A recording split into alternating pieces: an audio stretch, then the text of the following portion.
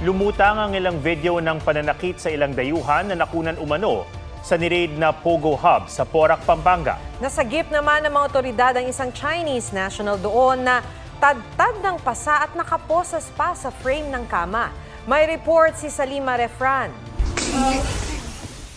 Pinaghahataw ng bakal na retractable bato ng isang dayuhan.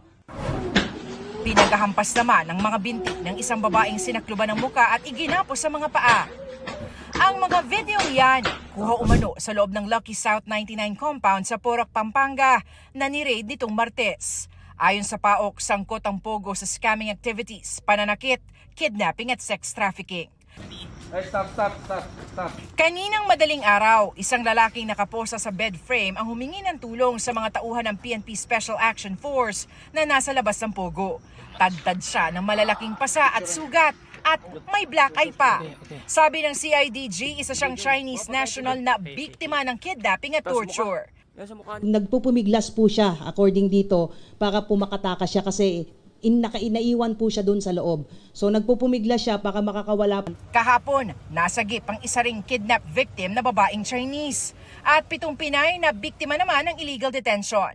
Pangamba ng mga otoridad, posibleng may iba pang katulad nila sa loob ng compound. Yung mga boss, dala-dala yung mga susi, pinagkakandado nila yung mga rooms, yung mga buildings. So yung iba na naiwan sa loob. Inaalam kung paano nakapag-operate muli ang Pogo Hub, gayong wala itong lisensya at na-raid na rin noong 2022. Ayon sa PNP, dinenay ng PAGCOR ang aplikasyon ng Lucky South 99 para sa internet gaming license dahil una, ni-raid na nga ito noong 2022. At pangalawa, Yung mga incorporators po nitong Lucky South 99 ay konektado po doon sa Pogo, Sun Yuan Technology sa Baofu Compound sa Banbantarlac.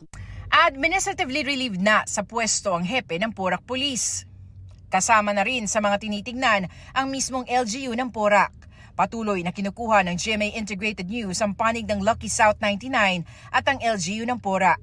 Si Senador Win Gatchalian nangangamba sa mga napag-alaman sa kanilang executive session kahapon. Lumalalim na yung ugat nitong Pogo.